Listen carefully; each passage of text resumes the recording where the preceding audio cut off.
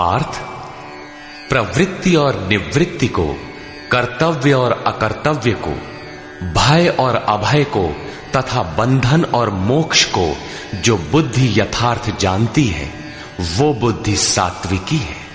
अर्थात परमात्म पथ, आवागमन पथ दोनों की भली प्रकार जानकारी सात्विक बुद्धि है।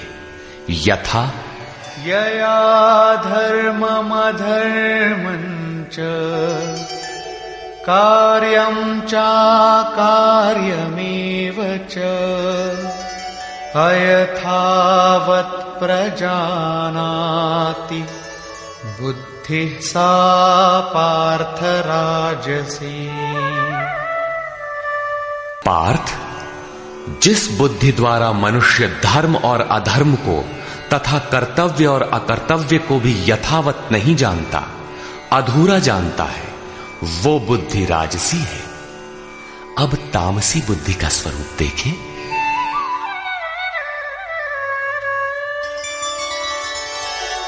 अधर्मं धर्ममिति या मन्यते तमसावृता सर्वार्थान् विपरीतांश्च बुद्धिः सा पार्थ तामसी।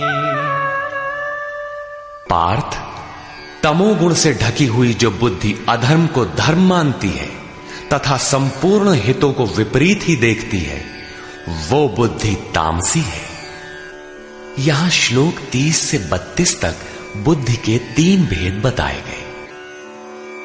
पहली बुद्धि तो किस कार्य से निवृत्त होना है और किसमें प्रवृत्त होना है, कौन कर्तव्य है और कौन अकर्तव्य है, इसकी भली प्रकार जानकारी रखती है, वो बुद्धि सात्विक है। जो कर्तव्य अकर्तव्य को धूमिल ढंग से जानती है, यथार्थ नहीं जानती, वो राजसी बुद्धि है। और अधर्म को धर्म, नश्वर को शाश्वत तथा हित को अहित, इस प्रकार विपरीत जानकारी वाली बुद्धि तामसी है। इस प्रकार बुद्धि के भेद समाप्त हुए। अब प्रस्तुत है दूसरा प्रश्न। धृति, धारणा के 3 भेद।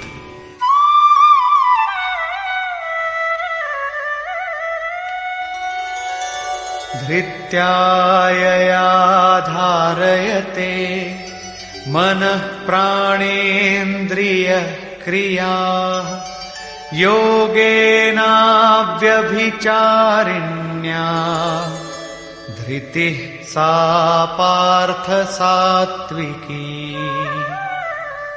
योगेन, यौगिक प्रक्रिया के द्वारा अव्यभिचारिणी, योग चिंतन के अलावा दूसरे किसी स्फुरण का आना व्यभिचार है। चित्त का बहक जाना व्यभिचार है। अतः ऐसी अव्यभिचारिणी धारणा से मनुष्य मन, प्राण और इंद्रियों की क्रिया को जो धारण करता है, वो धारणा सात्विकी है। अर्थात मन, प्राण और इंद्रियों को इष्ट की दिशा में मोड़ना ही सात्विक धारणा है।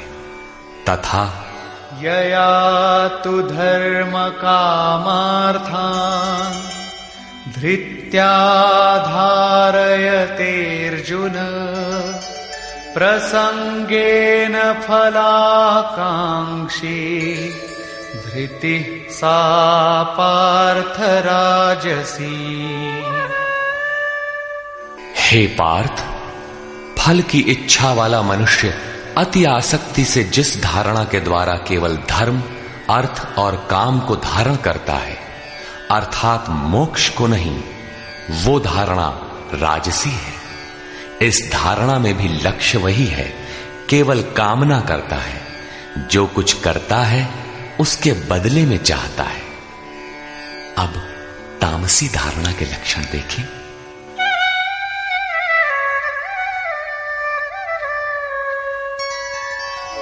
यया स्वप्नं भयं शोकं विषादं मदमेव च न विमुञ्चति दुर्मेधा धृतिः सा पार्थ तामसी। हे पार्थ, दुष्ट बुद्धि वाला मनुष्य जिस धारणा के द्वारा निद्रा, भय, चिंता, दुख और अभिमान को भी अर्थात नहीं छोड़ता, इन सबको धारण किए रहता है, वो धारणा तामसी है। ये प्रश्न पूरा हुआ। अगला प्रश्न है सुख।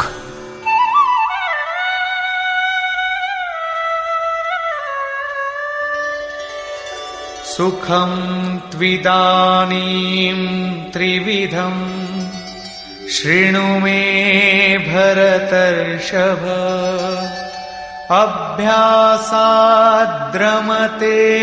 यत्र दुःखान्तं च निगच्छति। अर्जुन, अब सुख भी 3 प्रकार का मुझसे सुन। उनमें से जिस सुख में साधक अभ्यास से रमण करता है, अर्थात चित्त को समेटकर इष्ट में रमण करता है, और जो दुखों का अंत करने वाला है, तथा यत्तदग्रे विषमिव परिणामे मृतोपमम् तत्सुखं सात्विकं प्रोक्तम् आत्मबुद्धि प्रसादजम्। उपर्युक्त सुख साधन के आरंभ काल में ही यद्यपि विष के सदृश लगता है, प्रहलाद को सूली पर चढ़ाया गया, मीरा को विष मिला। कबीर कहते हैं, सुखिया सब संसार है, खाए और सोवे, दुखिया दास कबीर है, जागे और रोवे। अतः आरंभ में विष जैसा भासता है, परंतु परिणाम में अमृत तुल्य है, अमृत तत्व को दिलाने वाला है। अतः आत्म विषयक बुद्धि के प्रसाद से उत्पन्न हुआ सुख सात्विक कहा गया है। तथा विषयेन्द्रिय संयोगात् यत्तदग्रे मृतोपमम् परिणामे विषमिव तत्सुखं राजसं स्मृतम्। जो सुख विषय और इंद्रियों के संयोग से होता है, वो यद्यपि भोग काल में अमृत के सदृश लगता है, किंतु परिणाम में विष के सदृश है, क्योंकि जन्म मृत्यु का कारण है। वो सुख राजस कहा गया है। तथा यदग्रे चानुबंधे च सुखं मोहनमात्मनः निद्रालस्य प्रमादोत्थं तत्तामसमुदाहृतम्।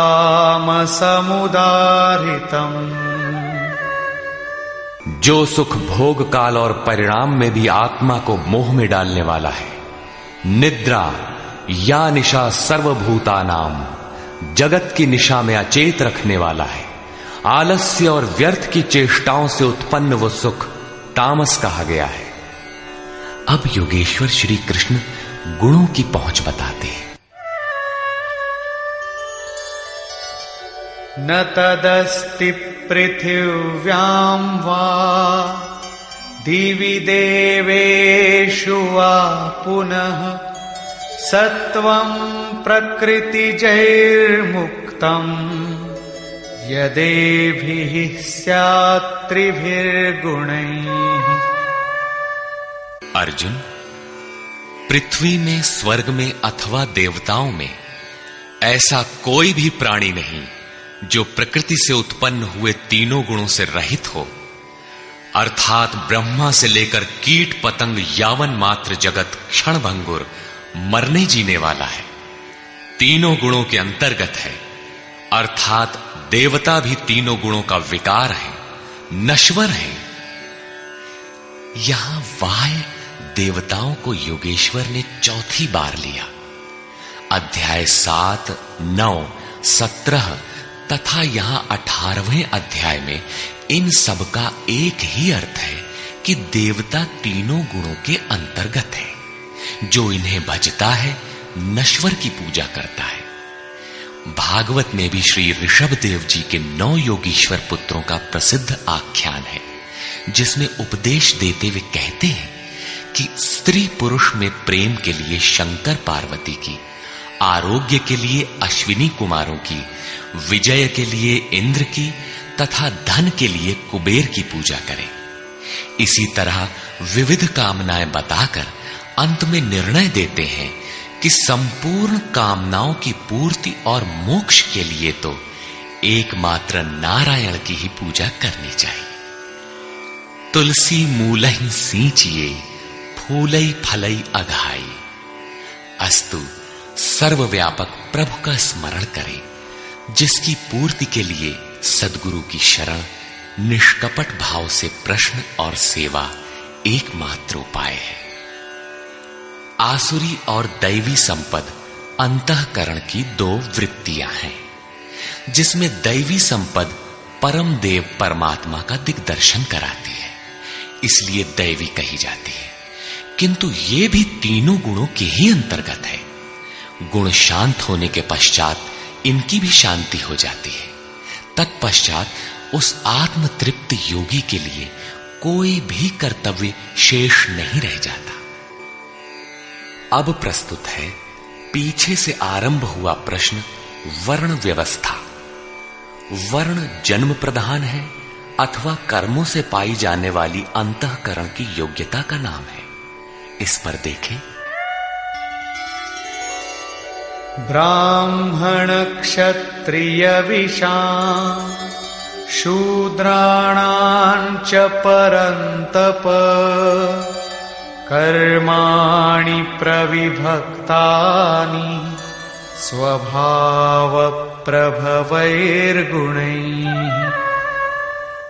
हे परंतप, ब्राह्मण, क्षत्रिय, वैश्य और शूद्रों के कर्म स्वभाव से उत्पन्न गुणों द्वारा विभक्त किए गए हैं। स्वभाव में सात्विक गुण होगा तो आप में निर्मलता होगी, ध्यान समाधि की क्षमता होगी। तामसी गुण होगा तो आलस्य, निद्रा, प्रमाद रहेगा। उसी स्तर से आपसे कर्म भी होगा। जो गुण कार्यरत है वही आपका वर्ण है, स्वरूप है। इस प्रश्न को योगेश्वर श्री कृष्ण ने यहां 4थी बार लिया है। अध्याय 2 में इन 4 वर्णों में से एक क्षत्रिय का नाम लिया कि क्षत्रिय के लिए युद्ध से श्रेयतर कोई मार्ग नहीं है। तीसरे अध्याय में उन्होंने कहा कि दुर्बल गुण वाले के लिए भी उसके स्वभाव से उत्पन्न योग्यता के अनुसार धर्म में प्रवृत्त होना, उसमें मर जाना भी परम कल्याणकारक है। दूसरों की नकल करना भयावह है। अध्याय 4 में बताया कि 4 वर्णों की सृष्टि मैंने की। तो क्या मनुष्यों को 4 जातियों में बांटा? कहते हैं नहीं, गुण कर्म विभागशः। गुणों के योग्यता से कर्म को 4 सोपानों में बांटा। यहां गुण एक पैमाना है, उसके द्वारा माप कर कर्म करने की क्षमता को 4 भागों में बांटा। श्री कृष्ण के शब्दों में कर्म एकमात्र अव्यक्त पुरुष के प्राप्ति की क्रिया है। ईश्वर प्राप्ति का आचरण आराधना है, जिसकी शुरुआत मात्र एक इष्ट में श्रद्धा से है।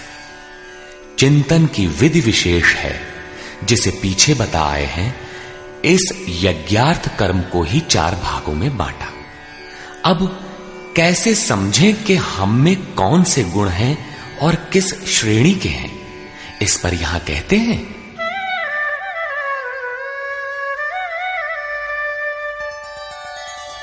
शमोदमस्तपः शौचम् क्षान्तिरार्जवमेव च ज्ञानं विज्ञानमास्तिक्यम् ब्रह्म कर्म स्वभावजम्। मन का शमन, इंद्रियों का दमन, पूर्ण पवित्रता, मन, वाणी और शरीर को इष्ट के अनुरूप तपाना, क्षमा भाव, मन, इंद्रियों और शरीर की सर्वथा सरलता, आस्तिक बुद्धि अर्थात एक इष्ट में सच्ची आस्था, ज्ञान अर्थात परमात्मा की जानकारी का संचार, विज्ञान अर्थात परमात्मा से मिलने वाले निर्देशों की जागृति एवं उसके अनुसार चलने की क्षमता, ये सब स्वभाव से उत्पन्न हुए ब्राह्मण के कर्म हैं। अर्थात जब स्वभाव में ये योग्यताएं पाई जाएं, कर्म धारावाही होकर स्वभाव में ढल जाए, तो वो ब्राह्मण श्रेणी का कर्ता है। तथा शौर्यं तेजो धृतिर्दाक्षं युद्धे चाप्यपलायनम् दानमीश्वर भावश्च क्षात्रं कर्म स्वभावजम्। शूरवीरता, ईश्वरीय तेज का मिलना, धैर्य, चिंतन में दक्षता अर्थात कर्मसु कौशलम, कर्म करने में दक्षता, प्रकृति के संघर्ष से न भागने का स्वभाव, दान अर्थात सर्वस्व का समर्पण, सब भावों पर स्वामी भाव अर्थात ईश्वर भाव, ये सब क्षत्रिय के स्वभावजम, स्वभाव से उत्पन्न हुए कर्म हैं। स्वभाव में ये योग्यताएं पाई जाती हैं तो वो कर्ता क्षत्रिय है। अब प्रस्तुत है वैश्य तथा शूद्र का स्वरूप।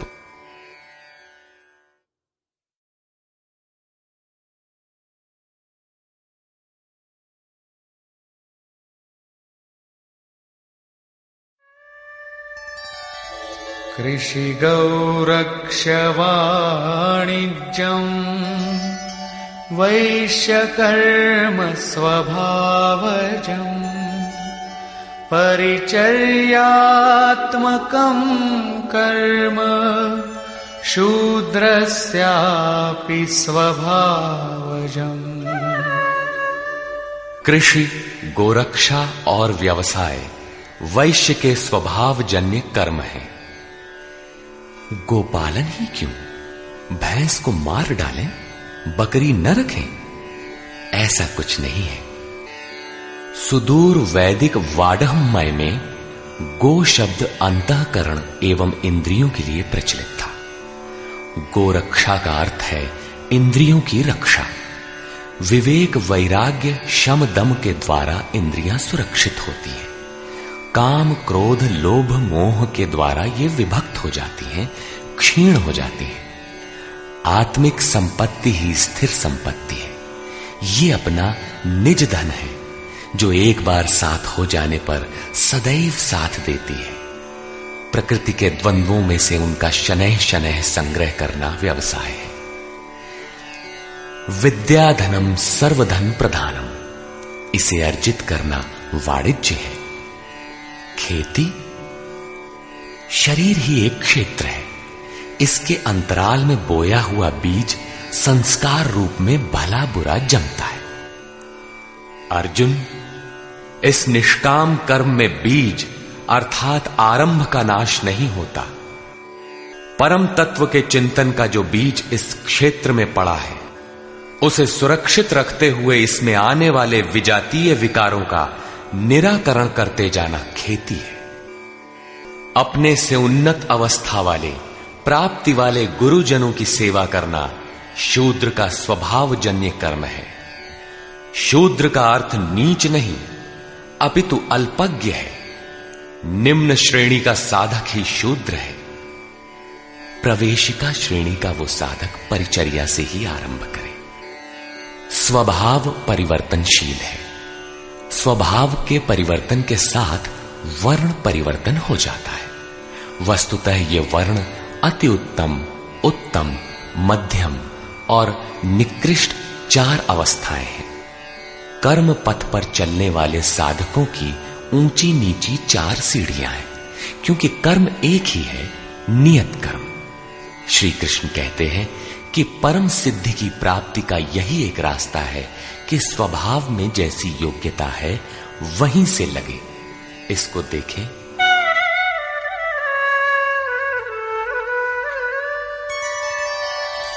स्वे स्वे कर्मण्यभिरतः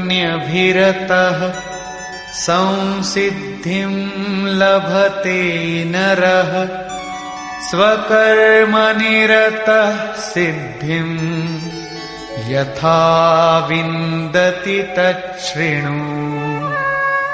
अपने अपने स्वभाव में पाई जाने वाली योग्यता के अनुसार कर्म में लगा हुआ मनुष्य संसिद्धिम भगवत प्राप्ति रूपी परम सिद्धि को प्राप्त होता है। पहले भी कहे आए हैं, इस कर्म को करके तू परम सिद्धि को प्राप्त होगा। कौन सा कर्म करके?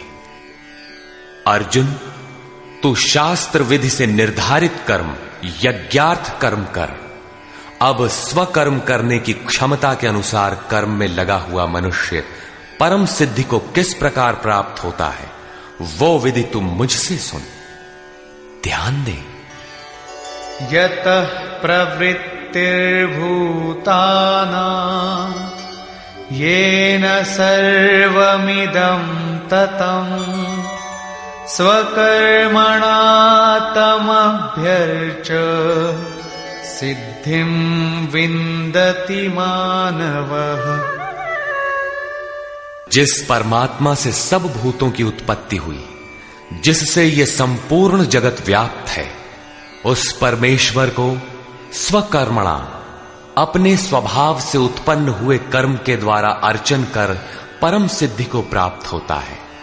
अतः परमात्मा की भावना और परमात्मा का ही सर्वांगीण अर्चन और क्रमशः चलना आवश्यक है। जैसे कोई बड़ी कक्षा में बैठ जाए तो छोटी भी खो देगा और बड़ी तो मिलेगी ही नहीं। अतः इस कर्म पथ पर सोपानशः चलने का विधान है। जैसे अध्याय 18 के 6 श्लोक में। इसी पर पुनः बल देते हुए कहते हैं कि आप अल्पज्ञ ही क्यों ना हो, वहीं से आरंभ करें।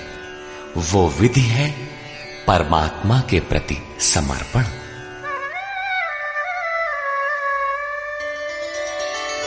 श्रेयान् स्वधर्मो विगुणः परधर्मात् स्वनुष्ठितात् स्वभावनियतं कर्म कुर्वन्नाप्नोति किल्बिषम्। अच्छी प्रकार अनुष्ठान किए हुए दूसरे के धर्म से गुण रहित भी स्वधर्म परम कल्याणकारक है। स्वभाव नियतम, स्वभाव से निर्धारित किया हुआ कर्म करता हुआ मनुष्य पाप अर्थात आवागमन को प्राप्त नहीं होता। प्रायः साधकों को उच्चाटन होने लगता है कि हम सेवा करते ही रहेंगे। वे तो ध्यानस्थ हैं, अच्छे गुणों के कारण उनका सम्मान है। तुरंत वे नकल करने लगते हैं। श्री कृष्ण के अनुसार नकल या ईर्ष्या से कुछ मिलेगा नहीं। अपने स्वभाव से कर्म करने की क्षमता के अनुसार कर्म करके ही कोई परम सिद्धि पाता है, छोड़कर नहीं।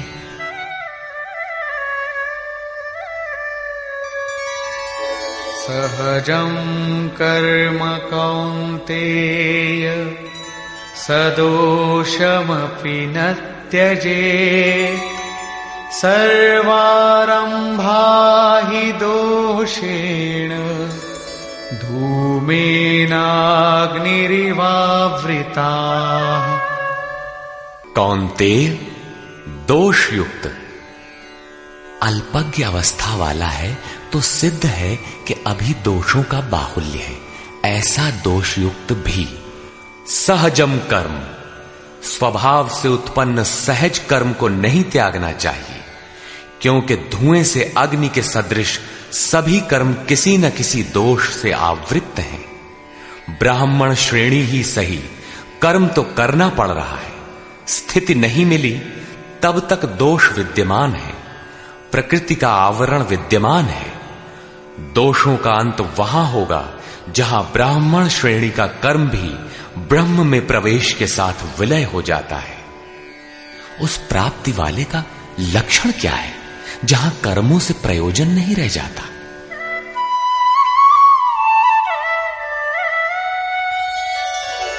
असक्त बुद्धि सर्वत्र जितात्मा विगत स्पृहः नैष्कर्म्य सिद्धिं परमां संन्यासेनाधिगच्छति। सर्वत्र आसक्ति से रहित बुद्धि वाला, स्पृहा से सर्वथा रहित, जीते हुए अंतःकरण वाला पुरुष सन्यासी नाम सर्वस्व के न्यास की अवस्था में परम नैष्कर्म्य की सिद्धि को प्राप्त होता है। यहां सन्यास और परम नैष्कर्म्य सिद्धि पर्याय है।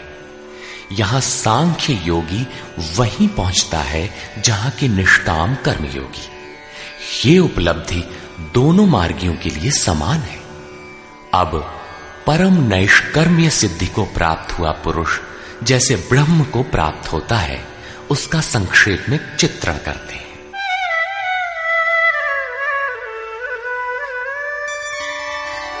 सिद्धिं प्राप्तो यथा ब्रह्म तथाप्नोति निबोध मे। समासेनैव कौन्तेय निष्ठा ज्ञानस्य या परा।